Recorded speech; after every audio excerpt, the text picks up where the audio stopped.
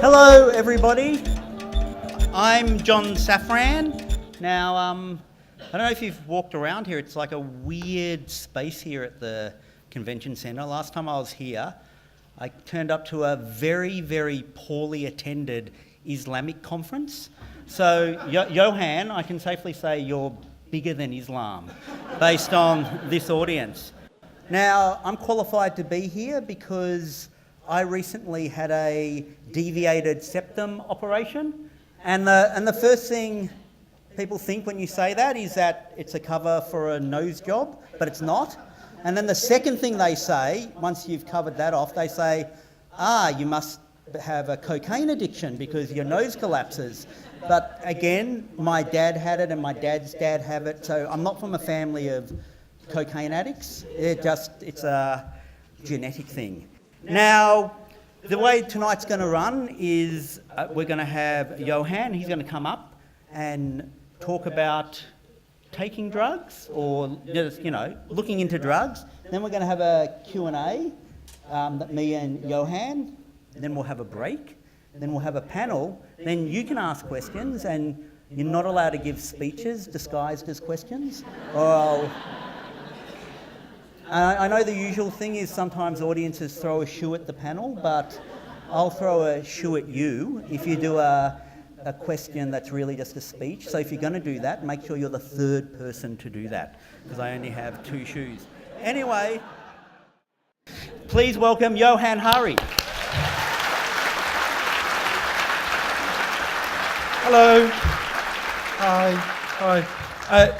Just checking this is working. I had a slightly weird experience in the States recently where they had to put one of these microphones on me, and I was really tired. I just got off a plane, and I said, whenever someone puts one of these headsets on, I feel like Madonna. And the person looked at me very earnestly, and she said, "You should always feel like Madonna." And I thought it was the most American thing I'd ever heard anyone say. I just want to say, first of all, thank you to Doran and Steph, who did an amazing job in organising this, who were really fantastic people, and about to have a baby who I demand they name after me. Thank you so much to them. I've been feeling a bit weird since I arrived in Australia for a few reasons. I want to actually talk about some of them. One is a slightly trivial one, I apologise. I was basically raised by my grandmother, and we used to obsessively watch Sons and Daughters and The Young Doctors. And for the younger members of the audience, these were Tolstoyan epics about Australian life. And my entire picture of Australia basically came from that, and a country practice, and the Flying Doctors, and I could do if you want me to talk about Australian soap operas, I can do this a lot. And although I was really, and I was kind of disappointed because what I was led to believe, particularly from Sons and Daughters, I have to say, is that it was a common event in Australia that people would be kidnapped and replaced by identical siblings, twin sisters they never knew existed until that moment. And that hasn't happened once since I arrived here. So I don't know is Reg Grundy still alive? Does anyone know? Well, that's good, because if he was, you should mount a class action lawsuit against him for misrepresenting your country to the world. Also, does anyone? I want to ask if anyone remembers the TV show Chances, but I'm going to leave that for later, because I was mildly obsessed with that. Anyway, the other weird thing I did is go on the Alan Jones show. And it's kind of weird, because obviously I did some research. I actually vaguely knew who he was, but I did a little bit of research. And I was like, okay, so he says Julia Gillard's dad died of shame. He appears to have started a race riot. He's probably not going to be a natural political ally of mine. So I gamed out, when you're preparing for an interview, you think, well, what are they going to say? And think, how am I going to reply? And you have all these little kind of witty retorts, which you try to think of. And what actually happened is the thing I had never planned for. So I sit down, and he starts asking me questions. And every time I said something, he said, yeah, you're totally right. And I kind of had my little ziggers there waiting, and I thought, I can't offer a zigger to that. And he kept agreeing with everything I said. And I think this is interesting. One of the things I want to talk about is how we can unite Alan Jones and John Safran, and what that means for your country. There are three catastrophes, I think, three big catastrophes related to the war on drugs, and they're all playing out in this country at the moment. So I want to talk a bit about that. As I've said before, one of the reasons I started working on this book more than 4 years ago now is one of my earliest memories was trying to wake up one of my relatives and not being able to. And I didn't, I was too young, I didn't understand why. But as I got older, I realized we had drug addiction in my family, actually some of my other relatives as well. And when I decided to write a book about the war on drugs and addiction, I kind of slightly, more than slightly, arrogantly thought, I know loads about this. I thought I'd lived through a lot of it, and I'd written about quite a lot of it as a journalist. And when I sat down to do it, I kind of suddenly realized there were loads of incredibly basic questions I didn't know the answer to. Like, it was 100 years since all this began. It was coming up to 100 years since the war on drugs began. Why did we go to war against drug users and drug addicts 100 years ago? Why do we carry on when it doesn't seem to be working? Is there an alternative that works better?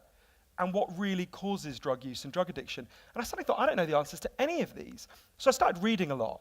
And I suddenly also realized that I couldn't really find the answers in what I was reading. I could find hints at them. So I decided I wanted to go on a journey and sit with people whose lives have been changed one way or another by this approach, by the alternatives. So I didn't realize how big it would be at the start. I ended up going over 30,000 miles. And sitting with people I could not have pictured at the start, from a transgender crack dealer in Brownsville, Brooklyn, who turned out to be one of the wisest people I've ever met, to a hitman for the deadliest Mexican drug cartel, who was not one of the wisest people I ever met, to a scientist who spends lots of time feeding hallucinogens to mongooses to see if they like them. They do, but only in really specific circumstances. You can ask me about that if you want.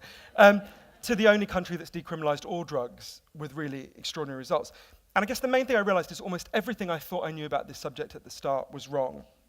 And I want to relate some of that to Australia. I want to start in a place that's going to seem very far from Australia, and actually there's a big story in The Australian today that I think illustrates that a dynamic, it reveals a dynamic that's playing out here.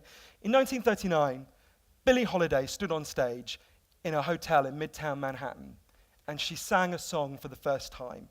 It's a song called Strange Fruit. I think most of you probably know it. It's a song against lynching. She was standing in front of a mostly white audience.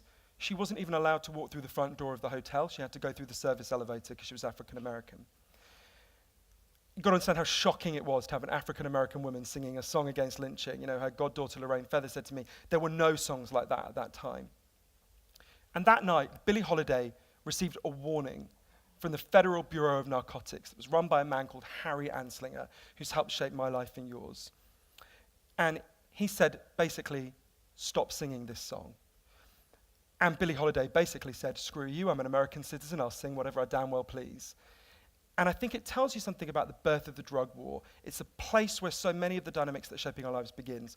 So Harry Anslinger was a government bureaucrat who just not long before that, about a decade before, had taken over the Federal Bureau of Narcotics, the Bureau of Prohibition, just as alcohol prohibition was ending. So he takes over this big government department with basically nothing to do anymore. And he invents the modern war on drugs. He sincerely believed in it to keep his department going, and he built it around two hatreds. It really surprised me. If you'd asked me at the start, why were drugs banned, I would have said, the reasons if you stop someone on the street in Melbourne and you ask them why drugs are banned. They'd say you don't want kids to use drugs, you don't want people to become addicted. I assume that was why the war began. Not at all. You look at the debates from the time, that stuff barely comes up. The reason why drugs were banned in the United States, and it was a hysteria that was spread across the world, is there was a very deep belief that African Americans and Chinese Americans were using drugs, forgetting their place, and attacking white people. And to Harry Anslinger, Billie Holiday was the symbol of everything that was going wrong with America. He hated two people above everything else. He hated African Americans. He was regarded as extremely racist in the 1920s, which gives you some sense of how racist he was. He used the N-word so often in official memos, police memos, that his own senator said he should have to stand down. And he really intensely hated addicts, partly based on traumatic experience with an addict when he was a kid. He believed that addicts were contagious, that we had to quarantine them, and if we didn't, the addiction would spread to the rest of us. It was this very primal fear of addiction that was spreading across the United States at that time. And he really built the war on drugs around these two things, and Billie Holiday was a symbol of both. Billie Holiday was an African-American woman standing up to white supremacy, and she had been raped as a child. She'd in fact been prostituted as a child. And to deal with the grief and pain of that, she developed a serious alcohol problem and later a heroin problem. And when Billie Holiday refused to stop singing the song, Harry Anslinger resolved to destroy her. The first thing he did, he hated employing black people, but you couldn't really send a white guy into Harlem to stalk Billie Holiday. It'd be kind of obvious. So he employed a guy called Jimmy Fletcher, whose job was to follow Billie Holiday everywhere and document her drug use. And what happened next is kind of heartbreaking. Billie Holiday was so amazing that Jimmy Fletcher fell in love with her. And his whole life, he felt ashamed of what he did next. She was busted. She was put on trial. She said at the time, the trial was called the United States versus Billie Holiday, and that's how it fucking felt. And she was sent to prison for 18 months. They made her work in the pigsty. She didn't sing a word in prison. But what happened next is even more crucial, and it's what we do in this country, in Britain, and in most countries of the world. They gave her a criminal record. You needed a license to perform anywhere where alcohol was served. It's called a cabaret performer's license. They wouldn't give it to her. Her friend Yolanda Bavan said to me, "What's the cruelest thing you can do to a person? It's to take away the thing they love." She wasn't able to sing. She managed to find some places, I'll talk about that in a second, but it was really hard.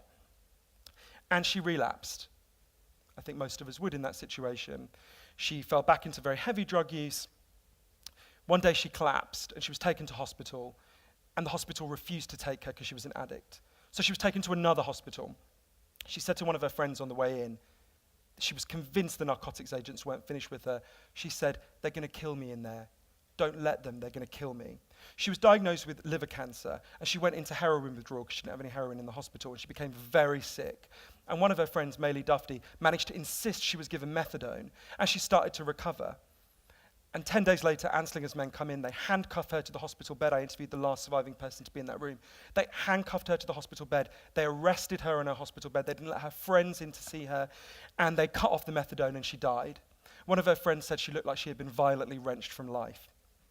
And I think there's loads of things you see about what's going on now in that story. When Harry Anslinger found out that Judy Garland, Dorothy from The Wizard of Oz, was a heroin addict, which kind of recasts The Wizard of Oz if you think about it. When he found out Judy Garland was a heroin addict, he advised her to take slightly longer vacations and reassured the studio she was going to be fine. Spot the difference, right? And I think it tells us lots of things. It tells us what we do to addicts now. It tells us what the war on drugs is about within the United States at the moment. African Americans are far more likely to be busted for the same drug offences as white people. Tells you partly what's going on in your own country. A story in The Australian today, Aboriginal Australians are twice as likely to be sent to prison for exactly the same drug offences as white Australians. This dynamic goes on across the world.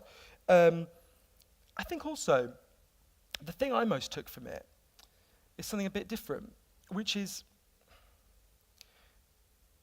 I know there's going to be lots of people here who have addicts close to them. And if you're honest, I think the reason why the debate about the war on drugs is so charged is because it runs through the hearts of all of us, right? And if you love an addict, you're angry a lot of the time. And there's a Harry Anslinger in your head saying someone should just stop you. Someone should quarantine you. And to think about Billie Holiday and what she did, to me the amazing thing about that story is that she never stopped singing that song. She would go to the deep south, where they would throw bottles at her, and she sang her song. She never stopped singing that song about lynching. And all over the world while we're speaking, people are listening to Billie Holiday and they're feeling stronger. And she never stopped being addicted, but she did an amazing and brave thing, and she was a heroic person. And to me, that helps me to think about some of the addicts in my life a bit differently. And actually, just last thing about Billie Holiday, that one of her friends, Yolanda Bavan, I asked her, any journalists in the room, this is a good tip, a good question that always gets interesting answers, if you ask about someone who's died, what would you say to them if you could speak to them now? And Yolanda thought about it for a minute, and she'd been talking about how, towards the end of her life, when she wasn't able to perform very much, Billie Holiday was convinced she'd be completely forgotten. And she said, I would say to her, I went into Whole Foods this morning and they were playing your songs. Billie, nobody forgot you, baby. And I think we shouldn't forget that story about where the drug war began. I want to talk about the two biggest catastrophes that are happening in Australia related to the drug war. And again, there are parallels with other parts of the world, so I'm going to talk about them a little bit first. One of the people I got to know and really love for my book is someone called Lee Maddox. In the year 2000, she was standing on the I-95, went the motorway into Baltimore. She was a cop in the Maryland police. Lee is, I'm sorry to keep referencing terrible television programs, but if you ever watched any American cop show, she's the hard-boiled, hot, blonde, cop who loves busting people and is really tough and cries when she goes home. Like, no matter how well I got to know Lee, I always half expected her to shoot me at the end of every conversation. And Lee signed up to be a cop for the best possible reason, for the most strong possible motive. She had a best friend called Lisa who looked just like her. They used to share ID to get alcohol when they were too young. They used to spend all their time together. And one day they went to the beach in New Jersey, and Lisa hitchhiked home to see her boyfriend. And the next day, Lisa's boyfriend turned up and said, "Oh, Lee, where is she?" And she never made it home. Her body wasn't found for 6 weeks. It later emerged that Lisa had been murdered by a drug gang. And the day her body was found, Lee went to the Maryland State Troopers and she signed up and she said, "I'm in this to bust the drug gangs. I'm in it to bankrupt these people. I want to destroy them." And she spent years busting people for a single joint. She would go after drug gangs relentlessly. But Lee is a really honest person, and Lee noticed two things. The first is that they only ever went to African-American neighborhoods to bust people, and she kind of suspected white people might use drugs. But the other thing will seem weirder at first, which is, if you're a cop and you bust a rapist, the next week there's less rape in your town. If you're a cop and you bust a pedophile, there's less child abuse in your town. If you bust a drug dealer, two things happen. Firstly, there's no less drug dealing, right? We know that because the price doesn't go up. If supply was constricted, price would go up. It never happens. But she also noticed something weirder, which is the rate of drug dealing doesn't go up, but the murder rate does go up quite consistently. You see this in Australia as well. When you bust drug dealers, the murder rate goes up. And she was like, "Why is that? That's really weird. What's going on here?" And she then did some kind of research into this. And what she discovered is really significant. Best way to explain it is, if any of you guys, after I finish speaking, decide I've depressed you so much you want to steal a bottle of vodka, and you go to wherever the nearest place to here selling vodka is, I assume there's a liquor store, and they catch you, they'll call the police, and the police will take you away. So that liquor store doesn't need to be violent, it doesn't need to be intimidating. They've got the force of the law behind them to protect their property rights. If, however, you decide I've depressed you so much you want to steal some cannabis or some cocaine, and the guy in this neighborhood, he catches you, obviously he can't ring the cops, right? The cops would arrest him. He has to fight you. He has to be violent. In fact, he's established his place in this neighborhood selling those drugs by fighting off rival drug gangs, by being violent, by being intimidating. The Nobel Prize-winning economist Milton Friedman calculated there are 10,000 murders every year in the United States as a direct result of that dynamic. The war on drugs creates a war for drugs. And one of the most misleading things you're told by your media, you'll hear this phrase a lot, right? Watch out for it. Drug-related violence. You'll see a killing in the news, you'll be told this is drug-related violence. And what you picture when you hear that is someone using drugs, losing the plot, and killing someone, right? That does happen sometimes. It's 2 to 7% of what's called drug-related violence. All the rest is this dynamic I'm talking about. It's gangsters killing each other, killing people who get in the way, killing cops. I was looking, it's not hard to find stories about this. This is just from the last few weeks in the Australian news. A guy called Harvey Spence, who was a dealer, thought that someone he knew was a police informant. It looks like actually he wasn't. He took him to the countryside in Johnsonville. He suffocated him. He didn't die when he suffocated him, so then he burned him to death. And then dumped his body in the Tambo River. The trial was a couple of weeks ago. The judge said it was one of the worst deaths he'd ever heard of. In Kalgoorlie, 4 men dismembered a 24-year-old guy called Bo Davis, who was a rival drug dealer.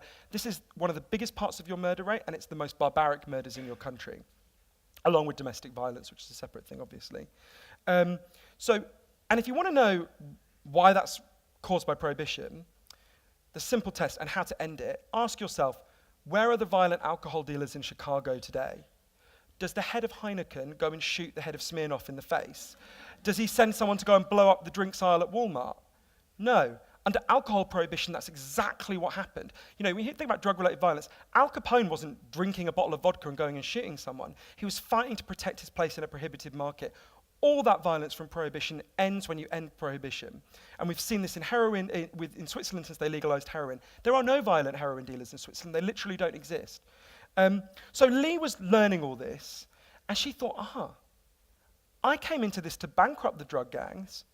I'm the one keeping them in business. They exist because of me. And she felt a real degree of confusion, and like a lot of people, it's hard to go with your epiphanies when they mean giving up your job, when they mean, your friends are fighting and dying in a war. It's very hard to reconsider it. She had a really good friend called Ed Totley, who was her police partner. He was a massive opponent of sexism on the police force, a great guy. And he went to do a drugs bust against a dealer, and the guy shot him in the head and killed him. He didn't even know he was a cop. He just thought he was a rival dealer and he could just take the money. And that was the moment when Lee went to go and see Ed's body in the hospital, and she was the captain by that time, and she had to hold it together for her men. But she thought, she looked at his body and she thought, what are all these people dying for? What are we allowing this to happen for?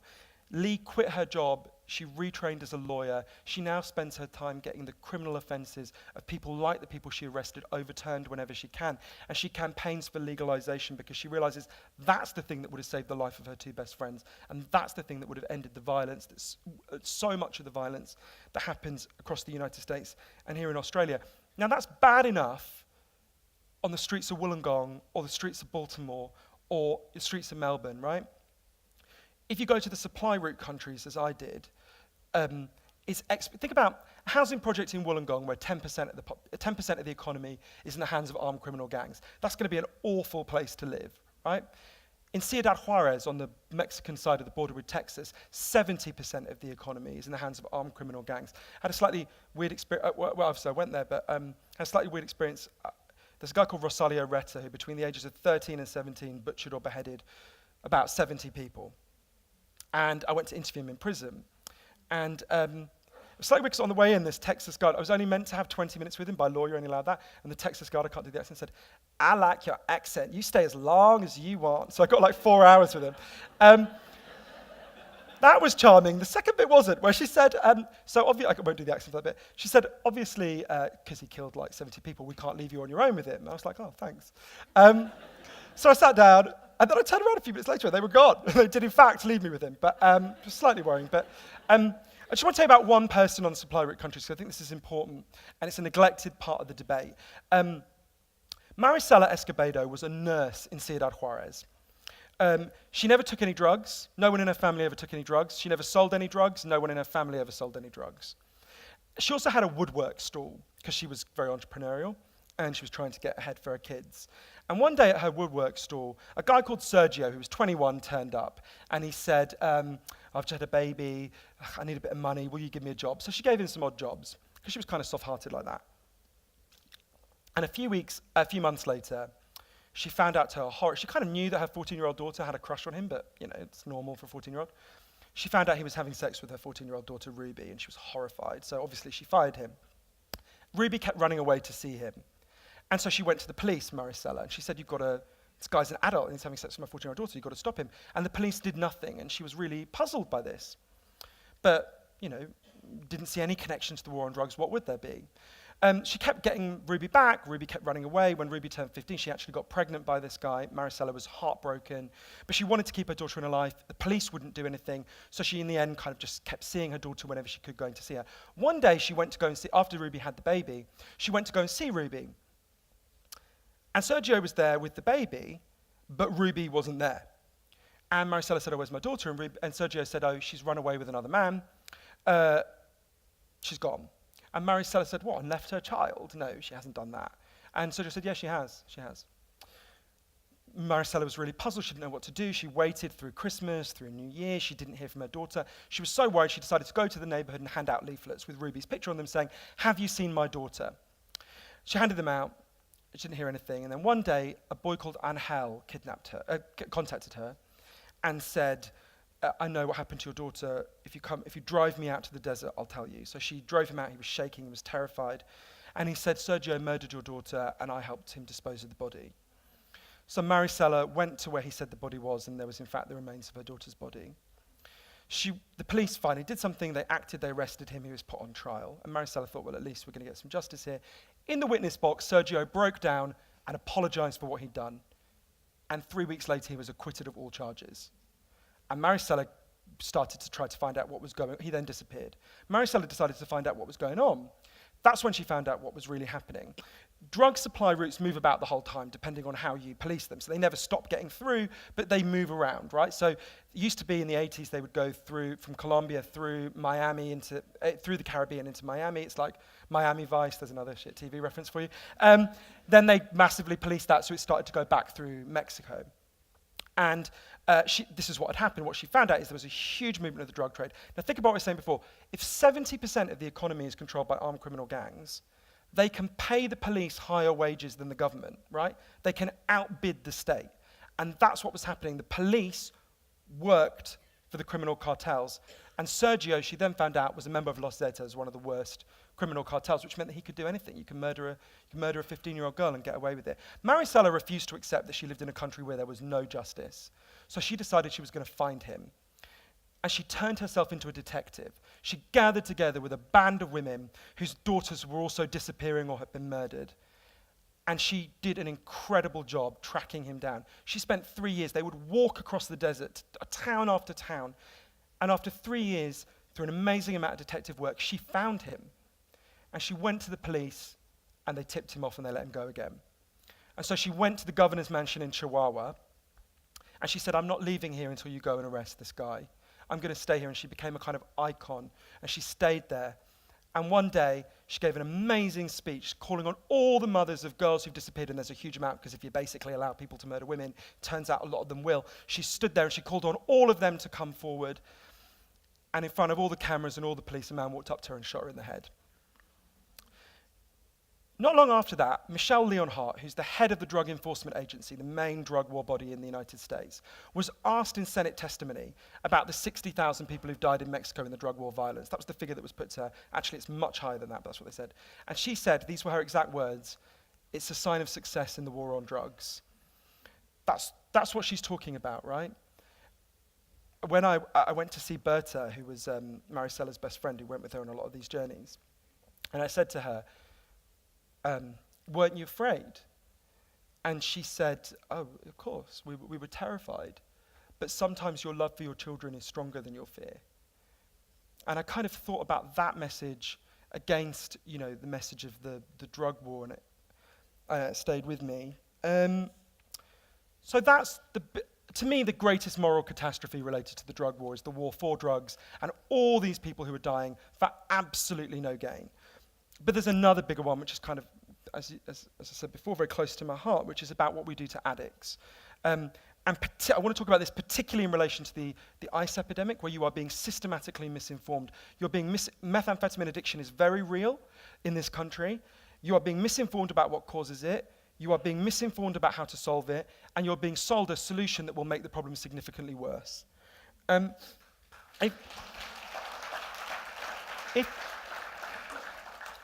If you had said to me 4 years ago, what causes heroin addiction?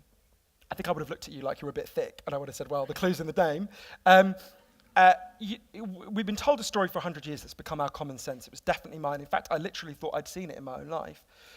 We think that if the first 20 guys and women on these front rows here, if you guys all used heroin together for 20 days, John looks slightly more enthusiastic than the others about that, on day 21, you'd all be heroin addicts.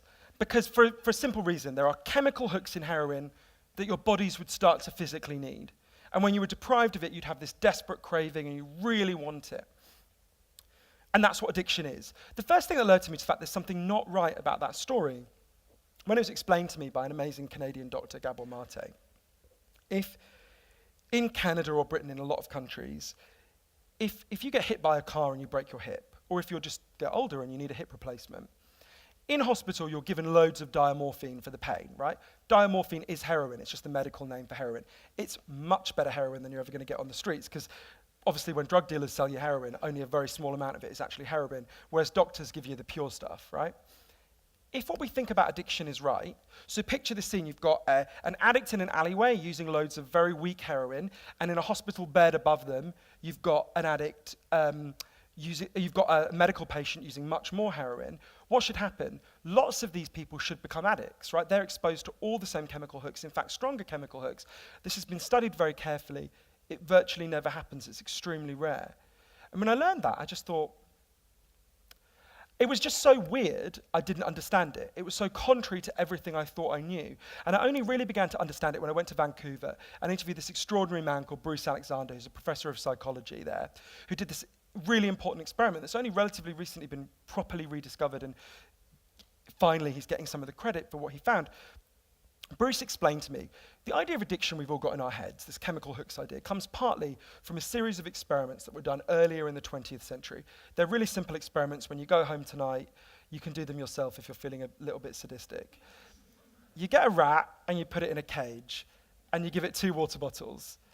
One of them is just water and the other is water laced with either heroin or cocaine. If you do that, the rat's almost always going to prefer the drugged water, and it almost always kills itself within a couple of weeks. So there you go, it makes total sense with our story. In the 70s, for various reasons, Bruce came along and said, well, hang on a minute. We're putting this rat in an empty cage. It's got nothing to do except use these drugs.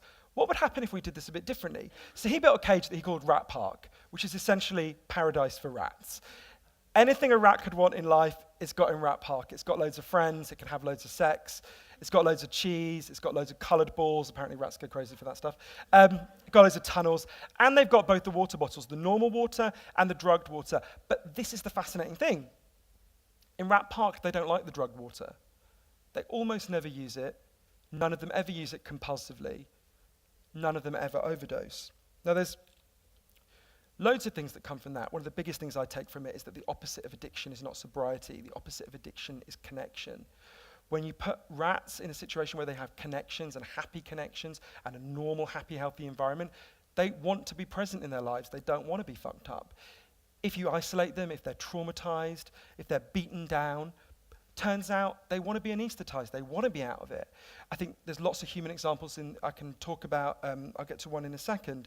But you know, there's a professor in Amsterdam called Peter Cohen who says we shouldn't even call it addiction, we should call it bonding. Human beings have an innate need to bond and connect. And when we're happy and healthy, we'll bond and connect with each other. But if you can't do that because you're isolated or traumatized or beaten down by life, you're going to bond and connect with something that will give you some sense of relief. And you'll keep returning to that bond. That might be pornography, it might be gambling, it might be cannabis, it might be alcohol, it might be ice, but you will bond with something because that's our nature. And I've been thinking about this a lot in relation to the ice epidemic. So what you're being told in these grotesque adverts on Australian television is that ice has such ferociously powerful chemical hooks that you will become addicted the first time you try it, that it will take you over, that it will hijack you. So I just want to give you a small fact. There's really important research on this done by Professor Carl Hart at Columbia University. I really urge everyone to read his pamphlet on this, done by the Open Society Foundation. Also watch him on YouTube, A, because he's really smart, and B, because he's literally the hottest man in the world. I interviewed him more than was strictly necessary for my book. And it was really embarrassing when I went back and listened to the tapes, because everyone else, I think I was asking quite acute questions with him. I was like, yeah. Anyway, sorry. Anyway, that's not the crucial thing that Carl Hart has to tell the world. So Carl did loads of research. What he wanted to figure out was what proportion of people who use crystal meth, ice, become addicted. So if I just throw this out there, some of you will know because you read my book, I think. What proportion of people who use crystal meth become addicted to crystal meth? Do you want to shout an answer? Yeah, you guys already knew. It's 10%. If you ask people on the street, they say things like 100% or 90%. It's actually 15%. 15% of people who use ice become addicted. 85% of people don't. And which is a very similar ratio for almost all drugs. It's slightly higher, it's usually about 10% for other drugs. It's the same as for alcohol, right? So all this story you're being told, instantaneous addiction, hijacks you, takes you over, not true. That doesn't mean to say that ice addiction is not an absolute tragedy in the same way that alcoholism is an absolute tragedy. Of course it is. Now we've got to look at what it's also worth remembering, by the way, narcoleptics are given methamphetamine to deal with their narcolepsy. In the 1950s, American housewives were given it as a diet pill. They did not think there were bugs under their skin and all this ridiculous nonsense you're being told on your television screens. And it's really interesting to see when you look at these stories about people being possessed by the drug and taken over. The history of this. You go right back to the birth of the war on drugs. Harry Anslinger, the guy who stalks Billie Holiday. So when he takes over the Department of Prohibition, he said that cannabis is not a harmful drug. Wasn't bothered by it. But the heroin and cocaine trades were really small, and he couldn't really keep his department going on this. So he suddenly announced that cannabis was the worst, literally the worst drug in the world. And he latched onto a case. In Florida, in the early 30s, there was a boy called Victor Licata, 21, hacked his family to death with an axe. And Harry Anslinger announced, with the help of Hearst Media, which is like the kind of Fox News of its day, he announced, this is what will happen if you use cannabis. You will hack your family to death and actually you'll become psychotic, you'll be possessed, you'll be taken over. You know, loads of you probably seen Reefer Madness, that crazy film. That's Anslinger's propaganda. People absolutely believed it. And what you see is a real pattern with this. In the whole war on drugs, all the way through, there's a claim that a drug is uniquely evil. It possesses people, it takes them over, it makes them insane.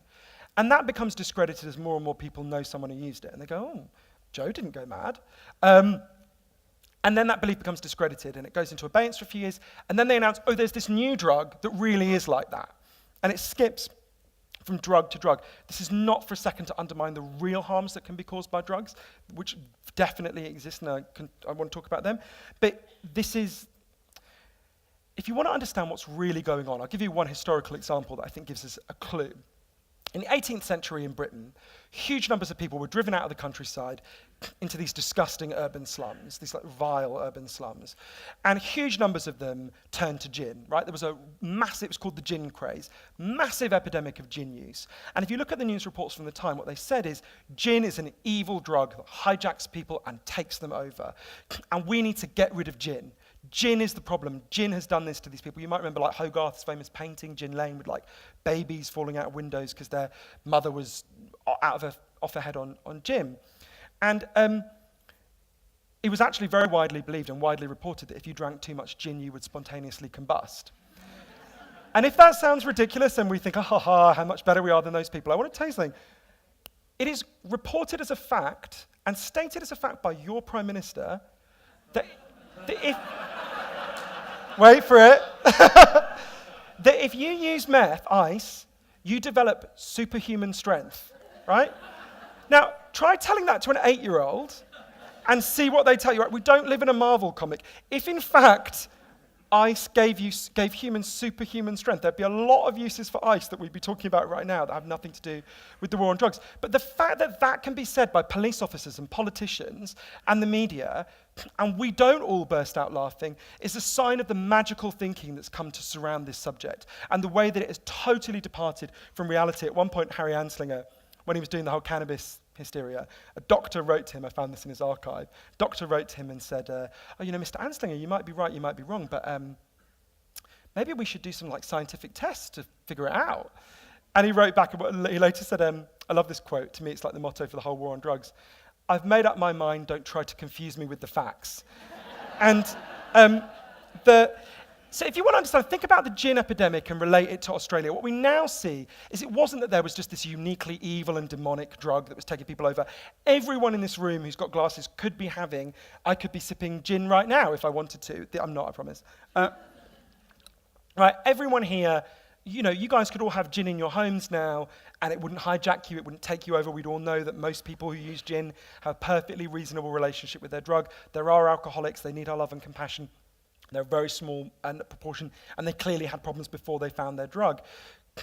What we see is, well, what was really going on? People's lives were terrible, right? They were driven into these horrible urban slums. They were really depressed. They lost their sense of identity, their sense of purpose, their sense of meaning. These people who've been small farmers, they're suddenly put into this awful environment where you can't make sense of it, they don't understand it. And that's why lots of them turn to gin. Now, I don't know enough about Australia to tell you exactly what's going on, but I would say let's look at the places where there is a big outbreak of ice, and let's say, why are there so many people here who can't bear to be present in their lives? What's going on?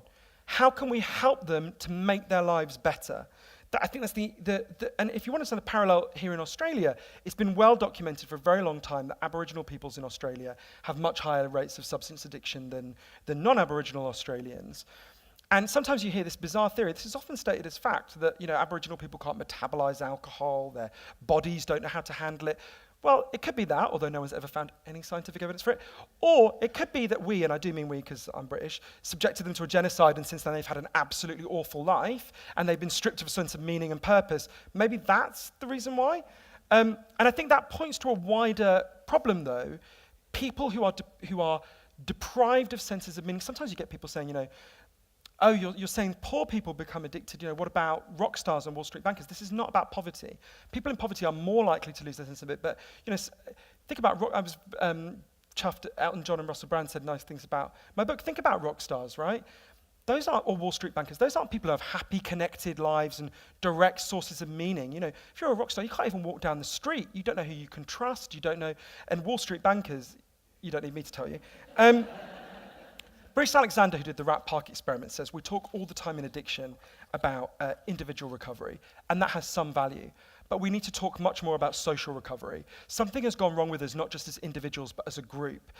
And the addiction problems we're seeing, I think, are just one manifestation of a wider sense of despair and unhappiness that you can see in our culture. I'll give you one example from the US. I learned about from Bill McKibben, the brilliant environmentalist writer, which I think kind of symbolizes something. They're two separate studies. So the average number of close friends an American has feels they can call on in a crisis has been declining steadily since the 1950s. And now there's, I forget the figure, but some incredibly high proportion have no friends they could call on in a crisis. At the same time, the average amount of floor space in a person's home has been steadily increasing. And I think that kind of symbolizes the trade-off we've made as a culture. We've traded off connections for stuff. We've traded off friends for things. Our whole culture trains us to do this from the minute we're born, and it's made us really miserable. And we need to think about other ways. I want to talk about one place that pursued just before I do that, so what you're being offered as the solution are several failed models. So Tony Abbott is offering you the model of, we'll physically keep the drugs out of the country. We'll spend a fortune and we'll physically eliminate these drugs. This has been tried. The United States has spent $1 trillion on it, and at the end of $1 trillion and imprisoning 2 million people, they can't even keep drugs out of their prisons. And they've got a walled perimeter they pay someone to walk around the whole time. So I would say look at the borders of an American prison, and then look at the borders of Australia. We can't keep it out of there. Will we keep it out of this? Probably not, is the answer.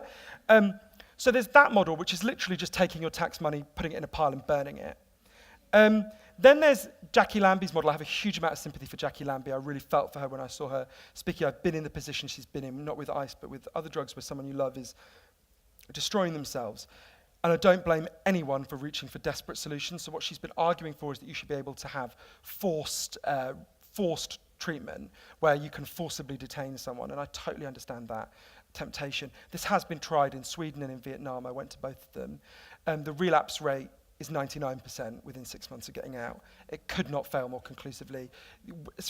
When you love someone in that position, you get angry, but you've got to overcome your anger and look at the real world and the real facts. And the proposal Jackie Lambie's praising, I'm afraid, would make it considerably more likely her son would continue to have an awful life. There are solutions that work.